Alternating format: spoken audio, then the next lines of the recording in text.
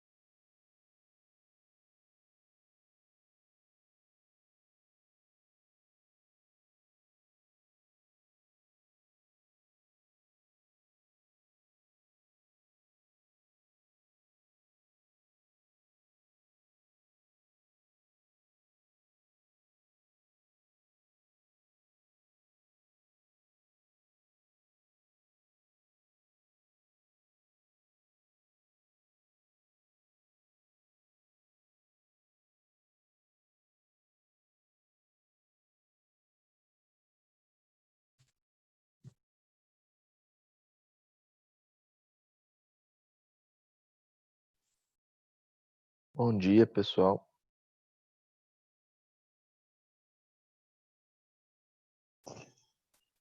Mais Bom uma dia, aula. Bom dia, Sor.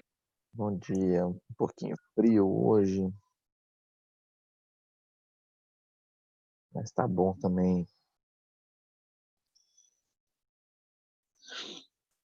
Hoje nós devemos acabar até um pouco mais cedo do que o normal. Como eu falei, o nosso horário ele foi um horário para apresentar o conteúdo bem folgado assim, sem muita correria. E hoje a gente deve concluir até o ponto previsto, praticamente nessa primeira aula. E aí a gente ganha um tempinho de folga antes das próximas aulas do dia.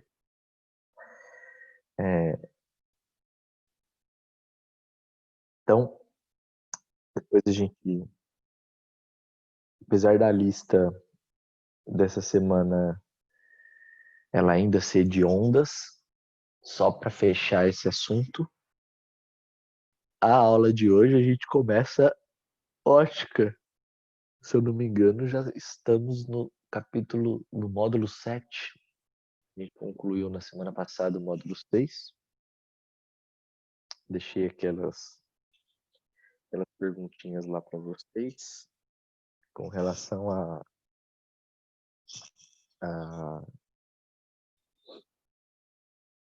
aplicação das ondas eletromagnéticas, principalmente aí tinha a área da medicina, a área alimentícia, incidência, muita exposição ao raio-x, que era para vocês tentarem responder de acordo com o nosso assunto. E aí a gente concluiu então o módulo 6.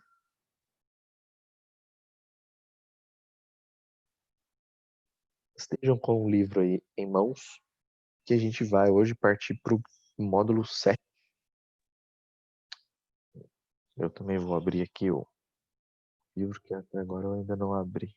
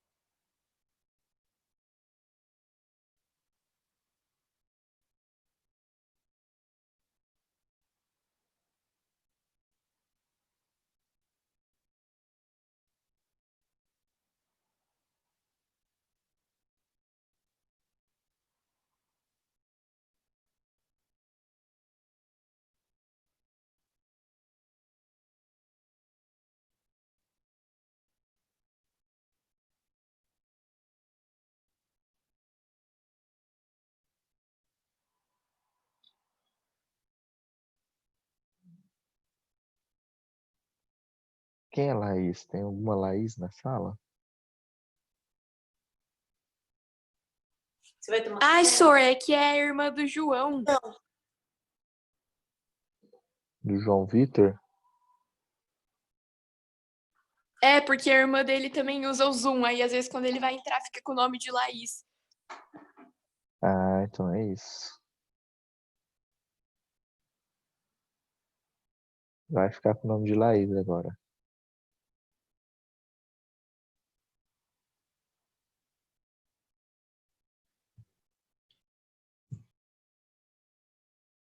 Beleza. Estão vendo o livro aqui já, né?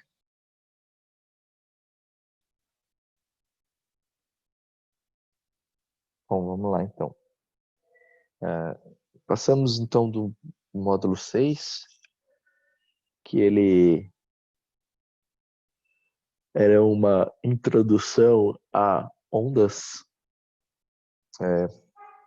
E aí a gente conseguiu aprender bem sobre ondas mecânicas e sobre algumas ondas eletromagnéticas. A gente viu qual é a diferença entre ondas mecânicas e ondas eletromagnéticas. A gente viu classificação das ondas de acordo com a sua propagação, então era transversal, longitudinal, e das ondas mecânicas, a principal que nós estudamos foi o som. Vimos características do som, velocidade do som, a velocidade do som em diferentes meios. Vimos também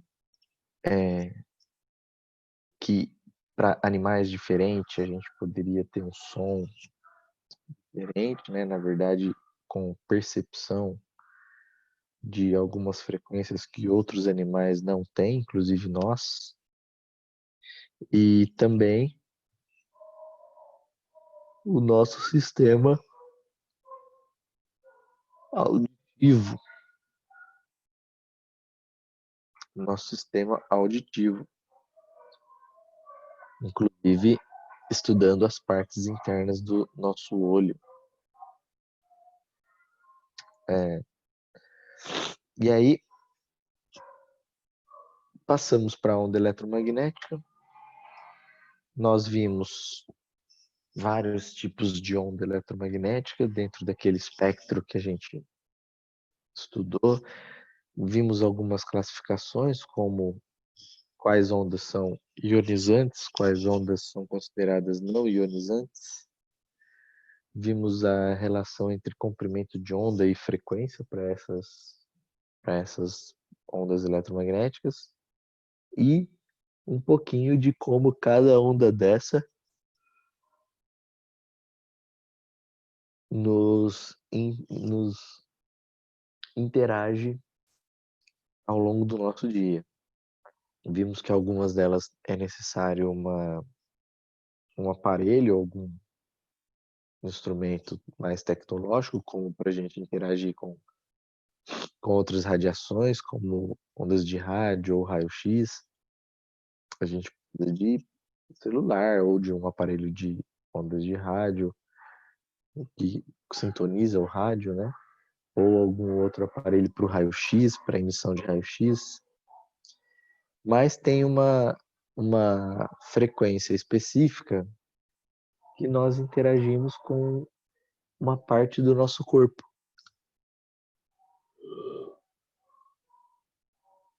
Essa frequência específica é a luz visível, né? E o nosso sensor da luz visível é o olho humano.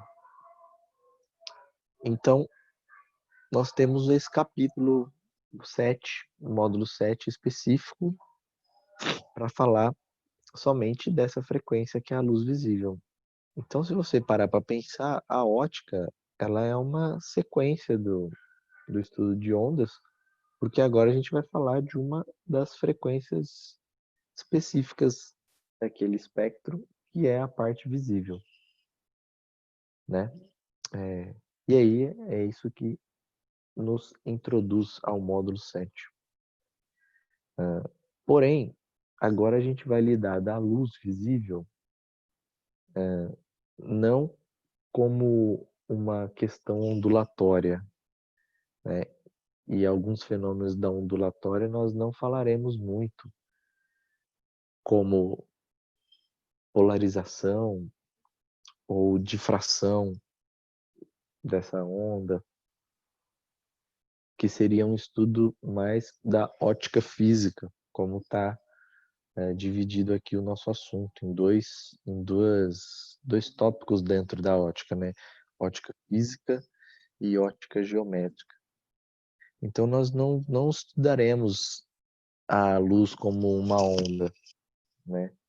Nós estudaremos a luz de acordo com o traçado que ela percorre, de acordo com os fenômenos mais geométricos,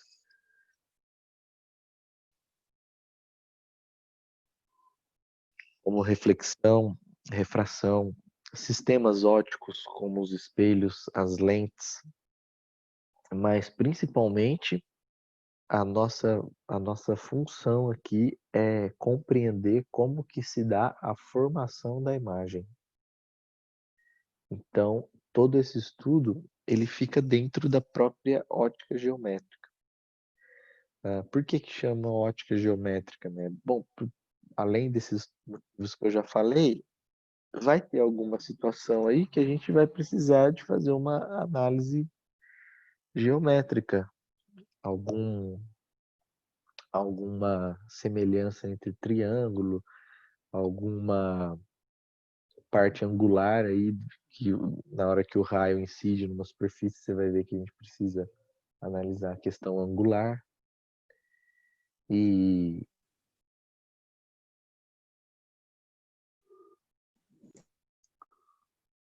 aí a gente usa a geometria a nosso favor, para poder conseguir saber aonde que vai ser projetado esse raio luminoso e, consequentemente, aonde que seria projetada a imagem, né? Faremos discussões se a imagem é real ou virtual e em cima dos nossos sistemas ópticos que vai aparecer. Como eu disse, os espelhos, acredito que até as lentes, não sei se as lentes aparecem aqui nesse módulo, mas também é considerado um sistema óptico, entre qualquer outro dispositivo. Lupa, microscópio, telescópio, luneta, câmera, tudo pode ser considerado um sistema óptico, né? Por quê? Porque a luz incide nesses sistemas e conseguem sair dali projeções de imagens, né? E dentro desses sistemas há uma grande discussão se a luz se a imagem é real ou se a imagem é uma imagem virtual. A gente vai ver como que se dá essa classificação, tá? Então, isso é uma breve introdução do que é o assunto de ótica. Basicamente, vamos estudar as imagens aqui nesse modo. Tá? E falando em imagem, você tem 5 imagens aqui nessa página 16, onde tem esses espaços aqui na frente. Eu gostaria que rapidamente você colocasse aí qual fenômeno óptico você acha que está relacionado com cada imagem. Aqui nessa primeira, o que você acha que está acontecendo, na segunda, terceira, quarta e a quinta. Rapidinho, só para a gente dar continuidade aí. 2 minutinhos para vocês colocarem.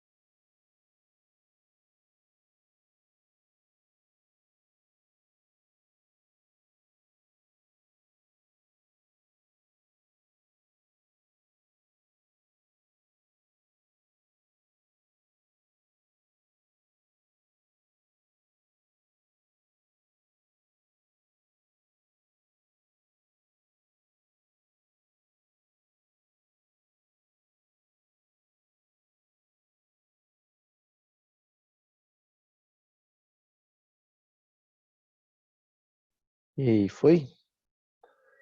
O que vocês colocaram em cada uma dessas imagens aí?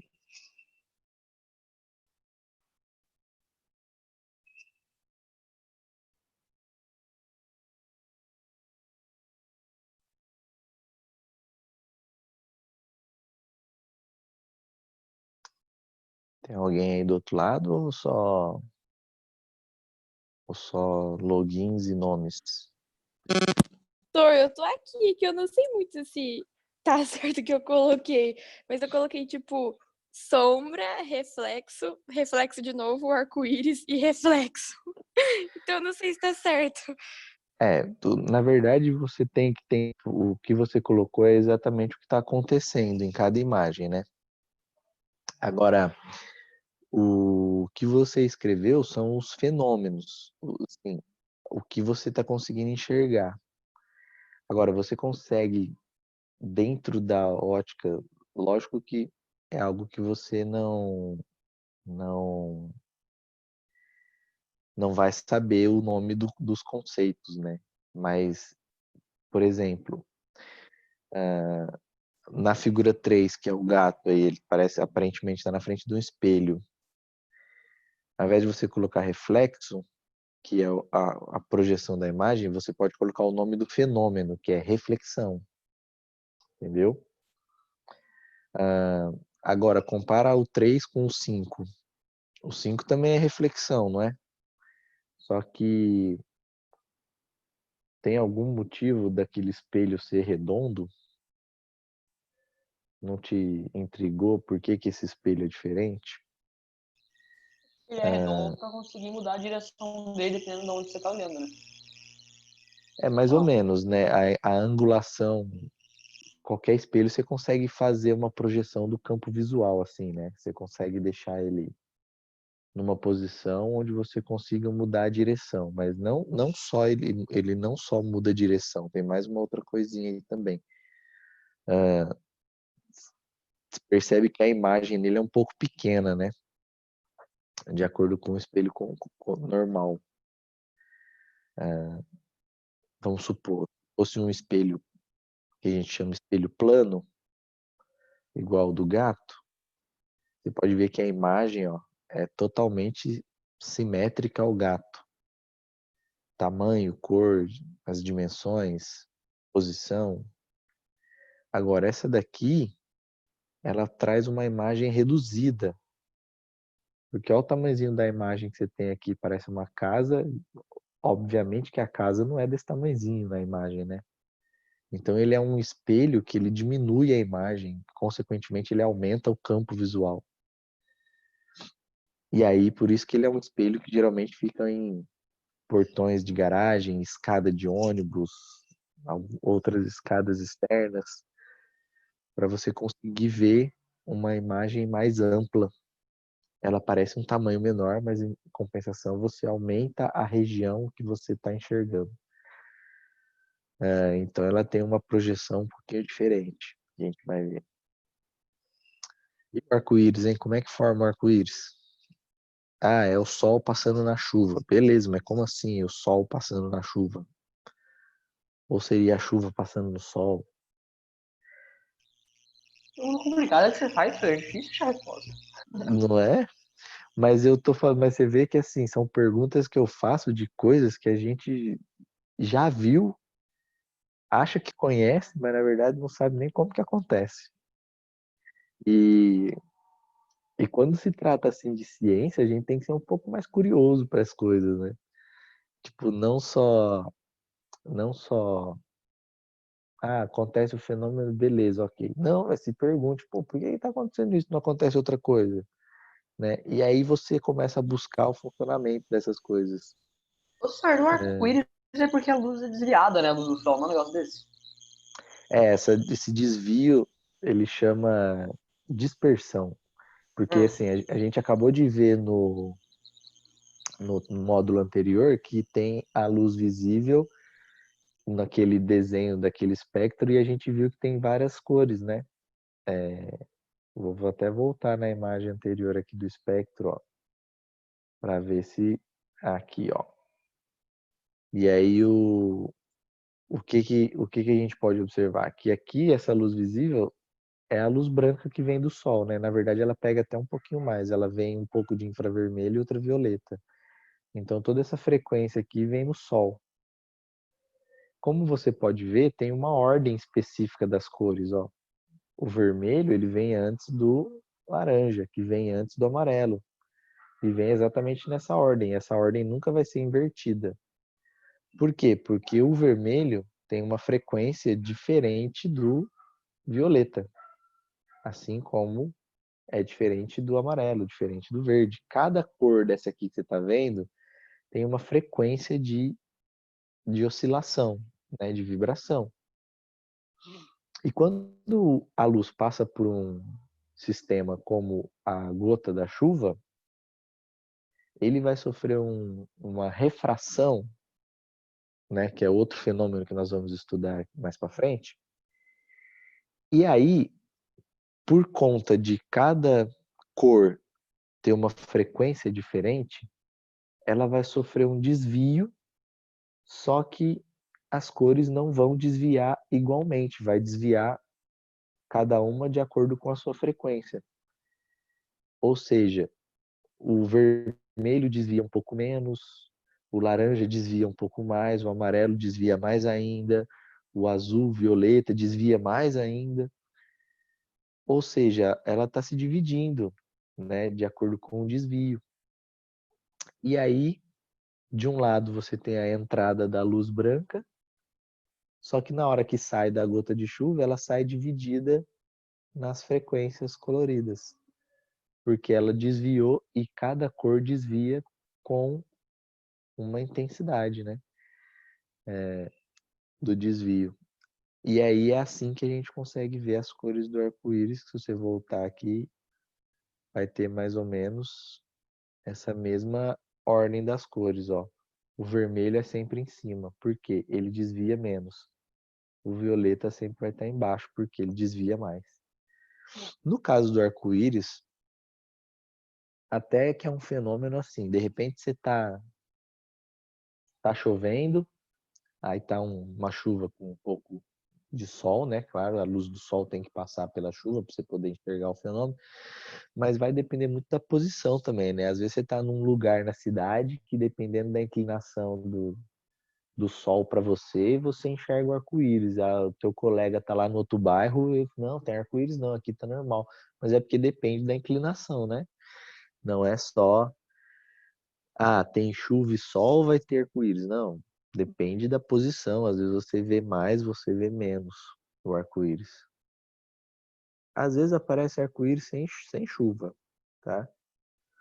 Aparece arco-íris porque essa dispersão pode acontecer por outras partículas, como por exemplo, até mesmo o ar, né? Ou aqui nunca enxergou todas as cores no céu no entardecer. Se eu perguntar para vocês que cor que é o céu, vocês vão responder o quê? Bege. Hã? Bege. Bege? Já ouvi alguma coisa que o espaço é bege, então acredito. Talvez poderia ser bege em São Paulo, né? Por causa da poluição, sabe? O céu tudo bege, cinza. Mas assim, predominantemente ele é azul, né? Durante o dia.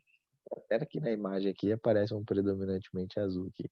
Aí você olha o céu na imagem de cima, já tá cinza, né? As próprias duas imagens aqui te mostram duas cores diferentes. Mas assim,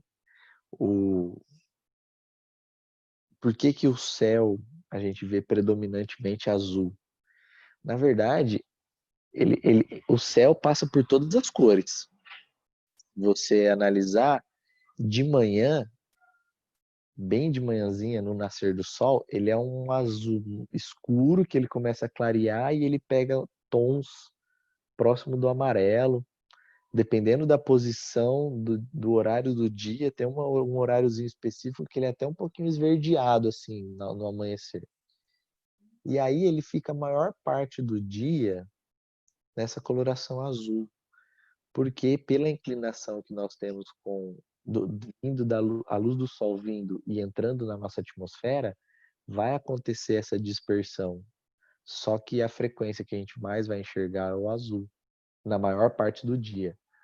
Mas chega no final do dia, você vai enxergar ele nos tons mais alaranjado, avermelhado, até um roxo bem bonito assim.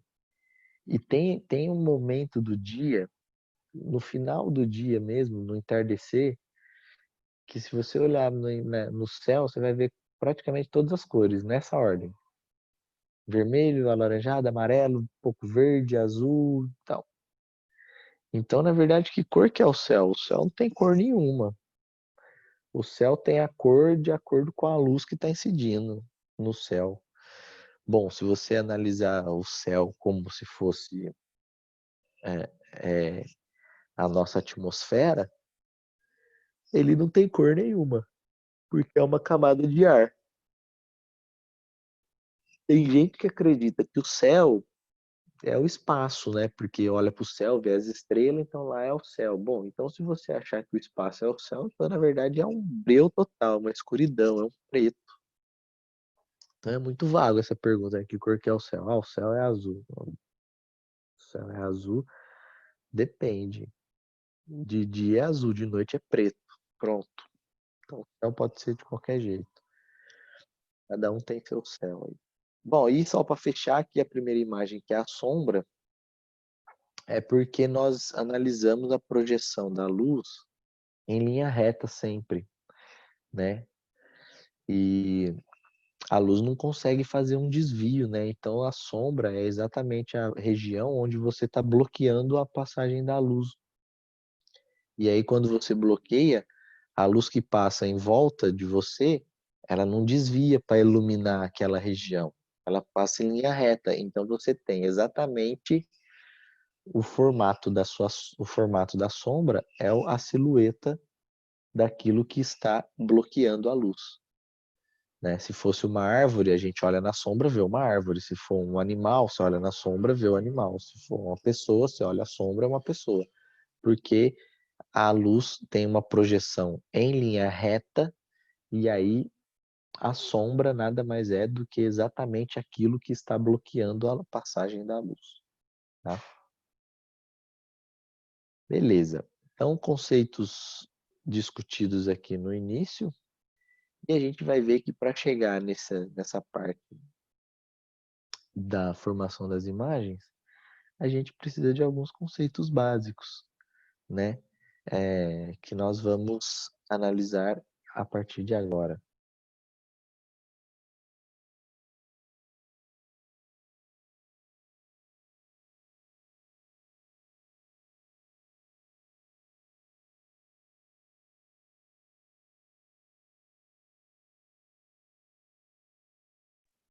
E aí, o primeiro conceito básico que a gente vai estudar é o raio de luz. Então, na verdade, como que a gente desenha um raio de luz, né?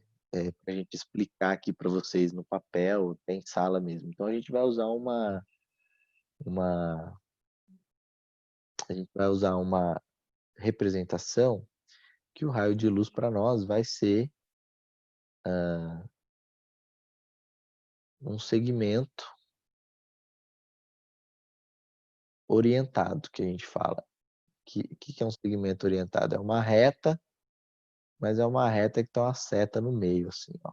Então, isso para nós vai ser um raio de luz. A gente não consegue fazer o desenho de uma luz, não vai ser desenho a luz. Sei lá, então o desenho da luz para nós vai ser uma reta orientada desse jeito. E justamente a orientação é para saber da onde está vindo essa luz e para onde ela está indo, para a gente conseguir projetar imagens, sombras, assim por diante, tá? Então, se a gente vai querer, isso daí é uma representação didática, né, pessoal? É uma representação para a gente imaginar como que é o raio de luz. Lógico que ele não é assim, mas a gente vai visualizar desse jeito para a gente conseguir entender aqui nos nossos desenhos. Solitariamente, ele é um raio de luz. Se tiver mais de um desse, ele se torna um feixe de luz, tá? Então, o que é um feixe de luz? Conjunto de vários raios de luz, tá? Raio de luz é ele solitário. Feixe de luz é quando ele está em conjunto, né? E a gente tem 3 propagações diferentes de feixe de luz, ó, como você pode ver. Quando ele vem espalhado de alguma fonte luminosa e ele concentra num único ponto, ó. Então esse primeiro aqui a gente chama de cônico convergente, ó, ele converge para um único ponto, ele concentra em um único ponto. Esse tipo de feixe de luz aqui a gente consegue com uma lente, com lupa, né? Você focaliza numa região. Quem nunca queimou papel com a lupa, né? A luz do sol, e você focaliza num único ponto essa luz, né? O segundo aí, ele é ao contrário um pouquinho, né? Ele é um feixe cônico divergente. Então ele parte de um ponto, e ele espalha, né? Então, um exemplo desse feixe de luz aí pode ser uma lanterna. Uma lanterna consegue esse feixe de luz, né? Se você mirar a lanterna na parede, você vai ver que conforme você vai afastando, ela vai abrindo o ponto luminoso, né? Então ela é divergente, beleza? E por último, nós temos o terceiro aí, que é um feixe cilíndrico, que a gente consegue também através de uma lente, né, ou de um espelho esférico, dependendo da posição. Mas a gente consegue com um feixe de um laser também, por exemplo, a fazer esse feixe cilíndrico, né? E aí por que ele chama cilíndrico? Porque o feixe parece um cilindro mesmo e, além do mais, os raios de luz entre si são paralelos, né? Como você pode ver aqui na configuração final. Bom, sabendo dessas informações, 2 minutinhos para você fazer um desenho aí representando cada feixe luminoso. Então pega aqui o primeiro quadrado, você desenha, primeiro retângulo, você faz um desenho de um feixe luminoso convergente. Aqui você faz um feixe luminoso divergente. E aqui você faz um feixe luminoso cilíndrico. Não é para copiar o feixe luminoso aqui de cima, é para você desenhar uma situação que aparece esse feixe luminoso, uma aplicação, né? Eu já dei o exemplo de algumas na hora da explicação, então faça o desenho aí rapidamente antes da gente continuar.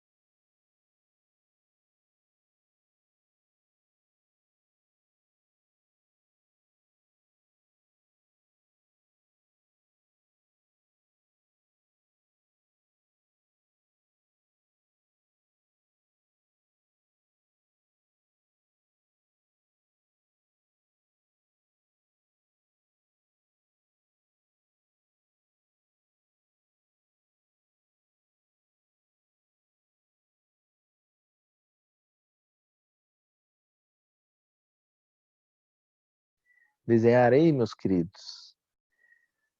É bom que a gente, né, também treina um pouquinho da arte, por que não? Fazer uns desenhos aí. Então, como eu falei, o primeiro aqui você podia ter desenhado algo relacionado com uma lente, onde a luz do sol passa numa lente e focaliza num ponto, né? Vou tentar, eh, vou tentar mostrar umas imagens para vocês do que eu estou querendo dizer.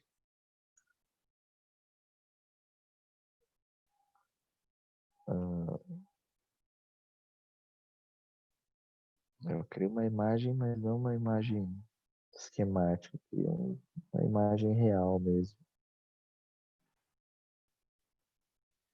Peraí, deixa eu ver se eu acho uma imagem um pouco melhor.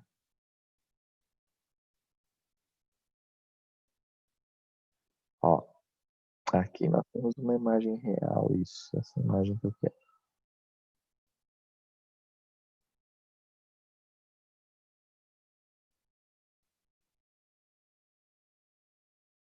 Ó,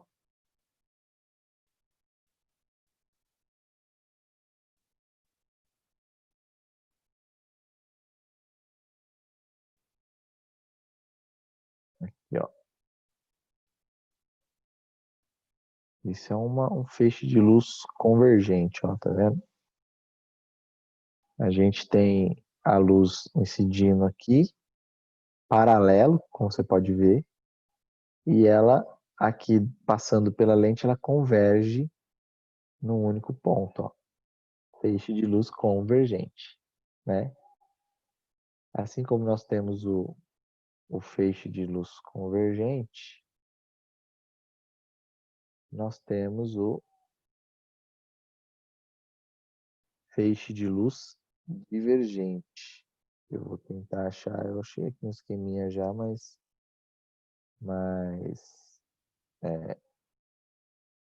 aqui o divergente, ó. Esse é um feixe de luz divergente, ó. Entra aqui na luz e espalha, tá vendo? Feixe de luz divergente. Convergente, divergente. Convergente, divergente. Beleza? E no início aqui dos dois é cilíndrico paralelo, né? Como você pode ver, o início aqui dos dois é cilíndrico paralelo. Tá? Então você poderia fazer qualquer outro desenho aí que simboliza esses dois feixes. Tranquilo? Bom, vamos lá. Seguindo, então, agora a gente entra em fontes de luz e eu vou usar uma imagem que eu fiz na aula com a turma de segunda-feira. Na verdade, a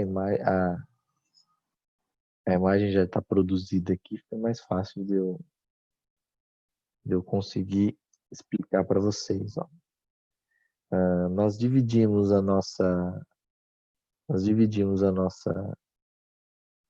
nossas fontes de luz desse jeito. Ó. O livro apresenta todos esses, mas ele apresenta um na sequência do outro, fica difícil você entender as subdivisões. Então, por isso que eu faço esse esqueminha aqui, porque fica mais fácil para você entender. Então, ó, a fonte de luz ela pode ser primária ou secundária. Primária tem luz própria, né? Pode ser natural ou artificial. Então, o sol pode ser uma fonte de luz, o sol é uma fonte de luz primária, no caso natural. A vela é uma fonte primária ou secundária?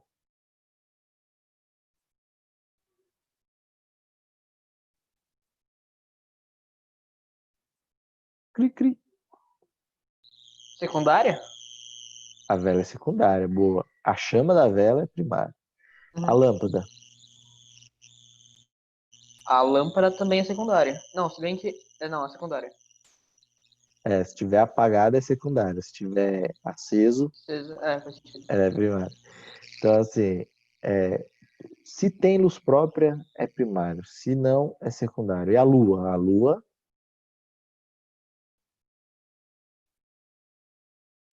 A lua é secundária. A lua é Secundária. secundária. A lua é secundária. Então, a galera aí que às vezes respondeu primário. A lua é secundária, reflete a luz do sol, né? Assim como os outros planetas também.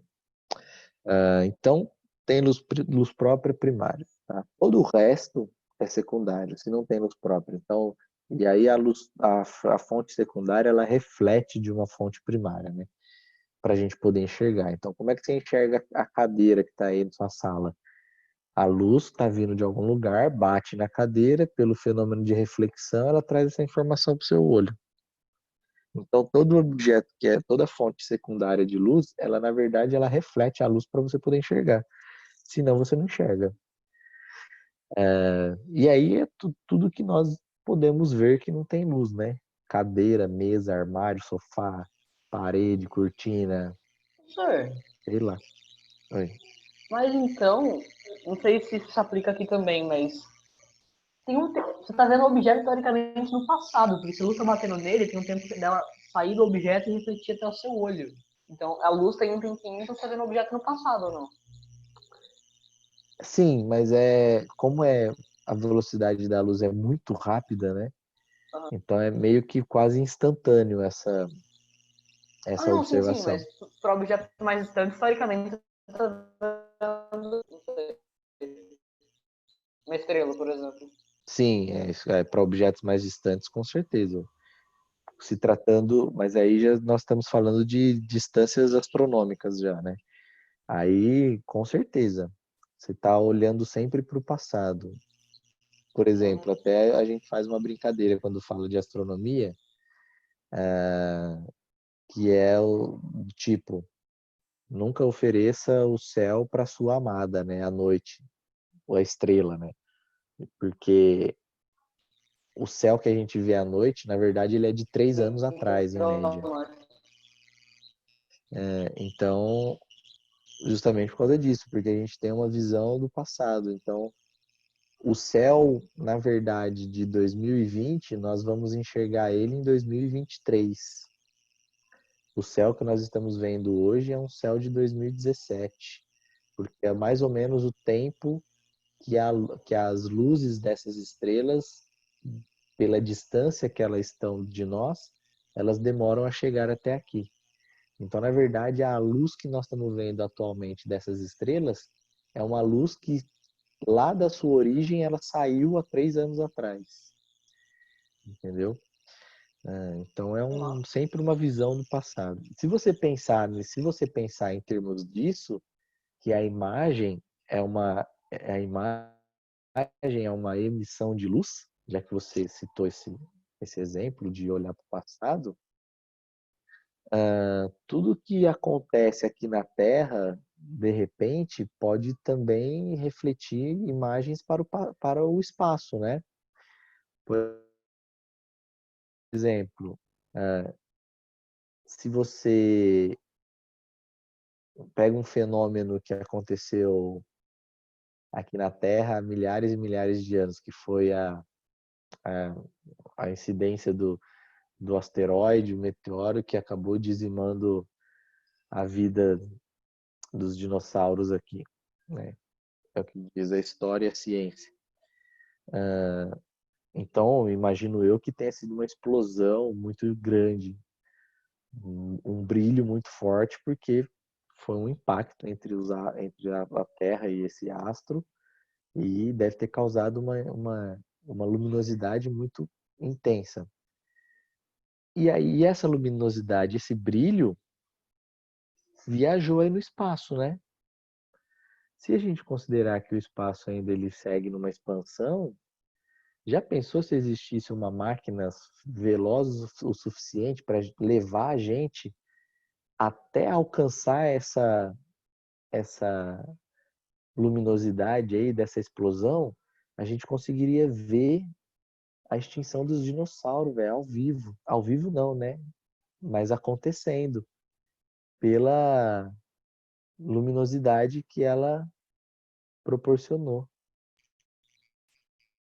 Então é interessante, né, você imaginar a visão do passado em termos da projeção da luz. Mais ou menos e aí, tipo, pela. Por isso que tem o tema universo observável, que é o. Isso, exatamente, é mais ou menos o que a gente imagina como o universo observável. Por isso que eu tenho essa, e aí é uma opinião minha, quando diz, o universo é infinito. Para mim, o universo é finito. Ele é finito até onde? Até onde a luz consegue alcançar, né? Porque além disso, a gente não sabe para onde vai. A gente não consegue ter noção além do que a luz alcançou. Então, o universo é finito, finito até onde a luz chegou.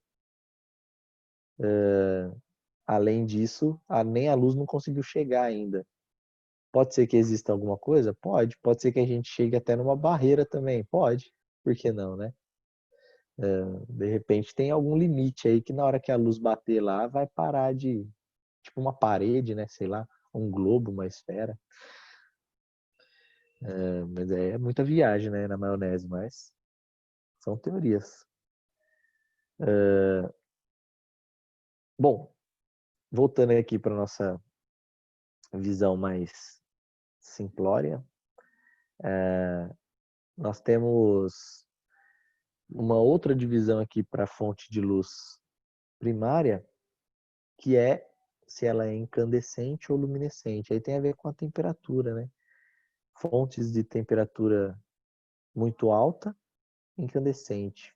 Temperaturas baixas, luminescente. Tá?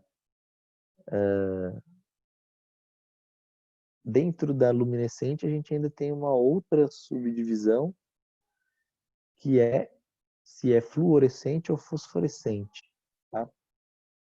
No caso aqui, se é fluorescente, quer dizer que essa fonte luminosa ela precisa de energia para poder funcionar, como a lâmpada fluorescente, como que aí você precisa ligar ela na tomada para ela poder aparecer o efeito luminoso. E o fosforescente seriam essas que ela absorveu energia no começo, mas depois ela consegue manter o seu brilho mesmo que tenha eliminado a fonte energética. Como aí no livro aparece mesmo os ponteiros do relógio, né? Mas também tem alguns interruptores que têm essa função, né, dele manter o brilho para você poder enxergar no escuro, ou aquelas estrelinhas que a gente tem pregada no teto do quarto, depois que apaga a luz, ela continua brilhando. É uma fonte de luz primária. Só que ela não está ligada a energia nenhuma, né? Ela está mantendo o brilho pela própria energia que ela acumulou enquanto a luz estava acesa, né? E aí ela se torna uma fonte de luz primária, luminescente, fosforescente. E, como eu disse, secundário não tem subclassificação. Refletiu a luz é secundário. Tá? Isso seriam as fontes de luz. Depois, qualquer coisa, eu mando essa imagem para vocês, esse esqueminha que eu fiz na outra aula. Eu posso mandar para vocês. Tranquilo? Bom, seguindo aí o nosso livro, então, a gente tem vários exemplos aqui das fontes de luz, dessas fontes de luz que eu falei para vocês.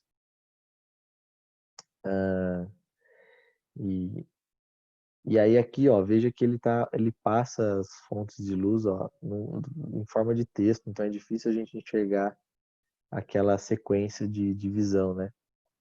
Por isso que eu coloco naquele esqueminha. Aqui tá os ponteiros do relógio mostrando a divisão, mostrando a reflexão da luz, né, dela ser uma fonte fosforescente. E o exemplo aqui da Lua como sendo fonte secundária. Vamos lá. E por último, nosso tópico final aqui dessa aula de hoje é o meio de propagação, que a luz ela tem facilidade ou dificuldade para percorrer alguns meios, né? O meio que ela tem facilidade, ela percorre sem sofrer nenhum desvio da sua imagem, da sua trajetória, são nos meios transparentes.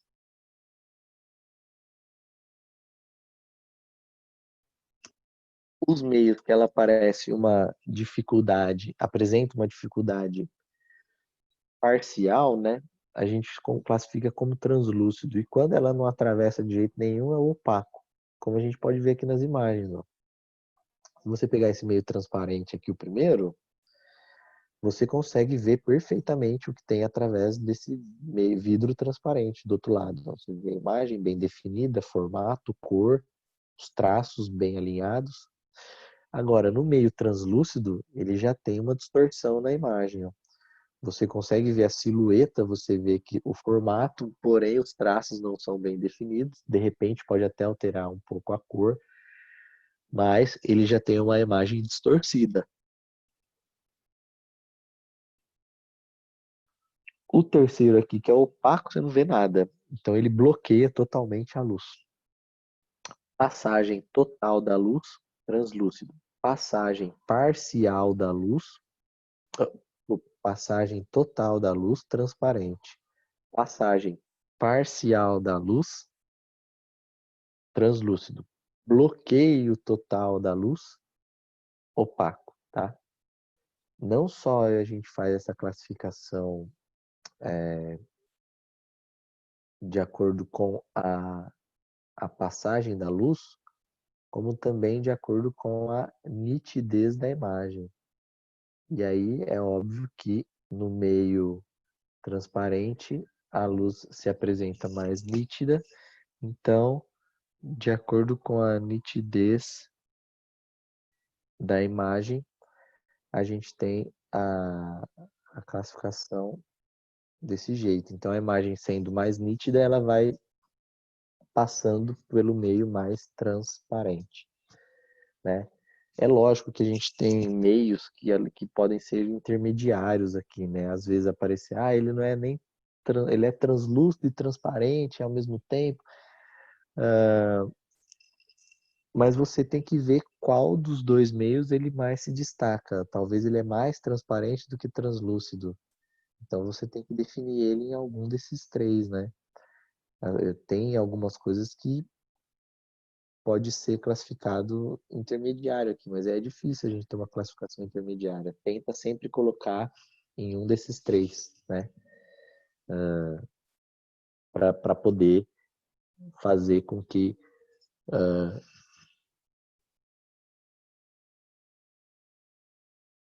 você consiga analisar a imagem através daquele meio, né? O mais fácil aqui é o opaco, porque nele realmente não atravessa luz nenhuma, né? Então aqui uma parede, uma porta de madeira, né? Uma cortina muito escura, tudo meio opaco. A luz não atravessa de jeito nenhum. Tudo bem? E é isso, pessoal. Chegamos ao final da aula de hoje. Falei que esse início de ótica é bem rápido. A gente tem 2 aulas, ou praticamente foi em uma aula. Porém, eu deixei esses exercícios aqui, ó, que a gente vai fazer para a aula que vem. Então, na quarta-feira que vem, a gente faz essa página 20 e 21 dos exercícios junto, para vocês conseguirem concluir depois a avaliativa lá no Moodle, tá? Lembrando, a avaliativa dessa semana ainda é falando sobre ondas, que é para a gente encerrar o assunto, fechar o assunto. Eu fiz uma listinha nessa semana. A partir da semana que vem já é sobre ótica. Então aí já vai ter toda essa discussão sobre os meios de propagação, os feixes de luz, de acordo com as fontes. Então aí na semana que vem que começa essa lista. Tudo bem? Alguém tem alguma dúvida? Alguém queria fazer algum comentário? Alguém queria dizer alguma coisa? Se não, para a gente encerrar, eu queria colocar um videozinho que eu já falei que do canal do Física Universitária, né? Que eu sigo eles bastante. E o senhorzinho lá, o Nakagawa lá, ele sempre apresenta, ah, ele sempre apresenta os experimentos. E tem um experimento exatamente que ele mostra falando sobre a dispersão da luz, que é esse fenômeno que a gente vai ver mostrando as cores, né, o espectro das cores. Então, deixa eu achar aqui. Achei do prisma. Vou compartilhar com vocês aqui a imagem. Alguém mandou alguma coisa aqui no chat? Nada, senhor. Beleza. Só vamos ver o vídeo aqui então e concluímos.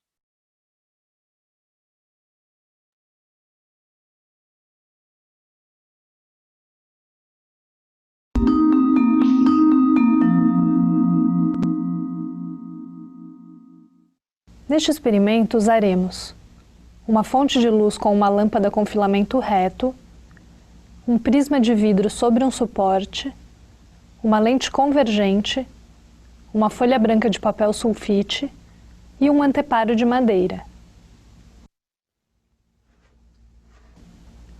Iniciaremos posicionando a lente convergente na frente do prisma, a fim de colimar a luz que passará através do prisma. Em seguida, colocamos um anteparo de madeira para escurecer o outro lado do prisma. Ligando a lâmpada incandescente, que é uma fonte de luz praticamente branca, podemos observar que a luz se decompõe formando um espectro de cores após atravessar o prisma de vidro. Este fenômeno é chamado de dispersão da luz. A dispersão da luz ocorre pois o fenômeno da refração depende do comprimento de onda da luz. Cada cor tem um ângulo de desvio, ou de refração diferente do outro. Ao atravessar o prisma, pode-se observar que a luz de cor vermelha se desvia menos do que a luz azulada, como podemos ver no espectro projetado no papel sulfite. Quanto mais afastamos o papel sulfite, mais as cores se separam umas das outras, e é possível que se observe desde a cor vermelha até a cor violeta. Este mesmo fenômeno ocorre quando vemos as cores formadas num arco-íris, no qual a luz branca do Sol é decomposta por meio da dispersão nas gotas de água da chuva.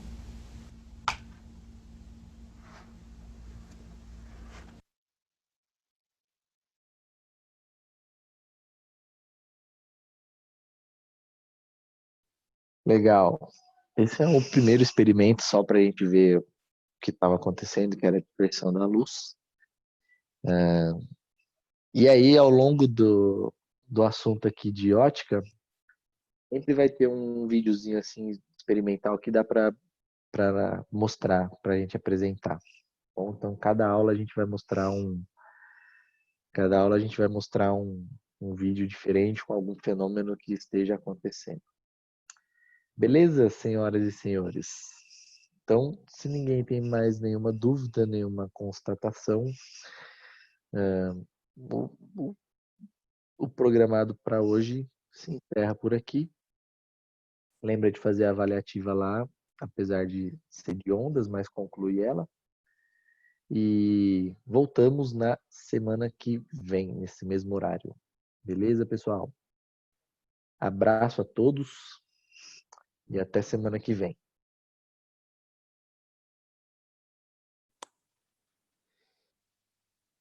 Tchau, senhor.